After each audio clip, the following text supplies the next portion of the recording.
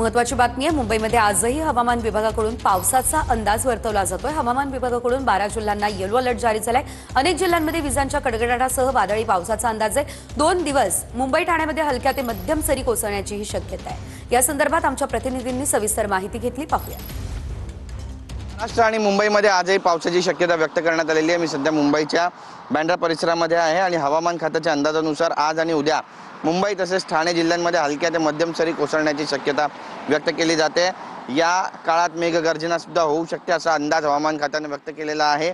दक्षिण कोकणातील रत्नागिरी येथे शनिवारपर्यंत तर सिंधुदुर्ग जिल्ह्यात शुक्रवारपर्यंत येलो अलर्ट कायम ठेवण्यात आलेला आहे। राज्यातील अनेक जिल्ह्यात विजांच्या कडकडाटासह वादळी पावसाचा अंदाज सुद्धा वर्तवण्यात येतोय। हवामान विभागाने 12 जिल्ह्यांना येलो अलर्ट जारी केलेला आहे। तर दुसरीकडे मुंबईमध्ये सुद्धा आज आणि उद्याच्या दिवसामध्ये संध्याकाळच्या सुमारास पाऊस कोसळेल आणि मेघगर्जनेसह पाऊस पडण्याची शक्यता हवामान खात्याने व्यक्त केली आहे। त्यामुळे मुंबईकरांनी त्या दिशेने पाऊल टाकणं गरजेचं आहे। कॅमेरा पर्सन योगेश गुरवसह गिरीश गायकवाड, TV9 मराठी, मुंबई।